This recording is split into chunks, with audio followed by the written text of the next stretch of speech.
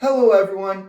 If you love Spider Man, then you're going to love this speech because today I'll talk about the complicated history of the transition that the character had from the comic book panels to the big screen. Marvel wanted Spider Man to have a movie ever since the 1980s, where they were going to have film production company Canon Films to make this movie. They were mainly known for making the movie called He-Man, so it makes sense to have that type of film production company to make a Spider-Man movie. Fortunately, the production company hardly knew anything about the character since they were going to make this a horror movie because they just figured that everyone was terrified of spiders, so that's why they did that. That's all we really know due to the fact that the company went bankrupt in the 1980s. Then we fast forward to the 1990s, where director James Cameron was going to make a Spider-Man movie. Wouldn't have expected him due to the fact that he was making films such as Terminator and Titanic.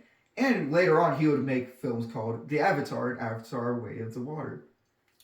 He would have had Leonardo DiCaprio playing Spider-Man and had Arnold Schwarzenegger play the villain in this movie. Unfortunately, we don't know which villain because there's going to be three villains in this, who were going to be Electro, Sandman, and Doc Ock. Now, Marvel Studios was not happy with the vision he had for the movie because the movie would have consisted of Peter and Spider-Man using very gritty language, have him be very brutal among enemies, and would have included a very inappropriate scene between Peter Parker and Mary Jane on top of a bridge. This was just not what Marvel wanted at all, so they canceled this project. Then we skip over to the 2000s where we finally get a Spider-Man movie which was produced by Sony. Fun fact, Sony would have almost had all the rights to every Marvel character, but they said that everyone would only be interested in Spider-Man. Ironic, I know.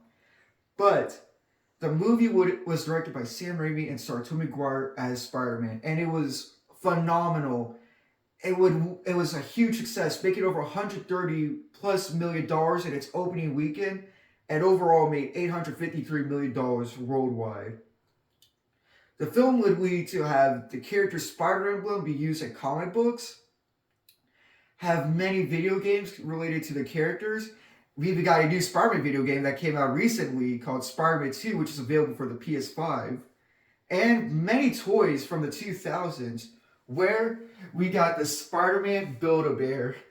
Very silly, I know, but my parents got it for me as a kid, and I still love it. The director, after the first movie was finished, he immediately got to work on a script for Spider-Man 2, and whenever Spider-Man 2 was finally made and was available to be viewed by all audiences, it was not as successful as the first one due to the fact that sequels were just not as popular as they are today. It still did a great job at being its own unique thing.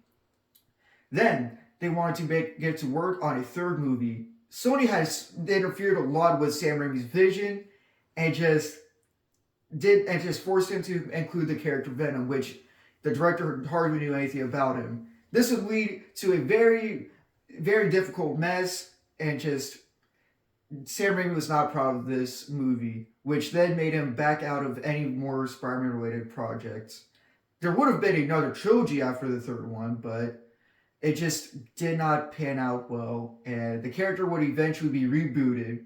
Fast forward to 2012, The Amazing Spider-Man was out, and the movie was it was directed by Mark Webb. It had Andrew Garfield playing Spider-Man, and it was not as successful as the predecessors, but still did good enough to be able to have a sequel.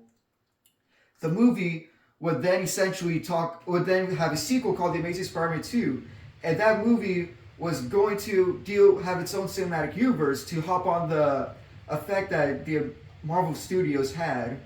Because Marvel Studios and Disney were busy doing their own cinematic universe with movies called Iron Man, Captain America, Thor, The Avengers, all that kind of stuff. So he wanted to do its own cinematic universe, and which is why The Amazing Spider-Man 2 existed. This would lead to the movie feeling so rushed, having so many confusing storylines, and just not do well financially. So they had to cancel any future plans with Andrew Garfield as Spider-Man, and then Sony was figuring out how do they make a profit after this failure.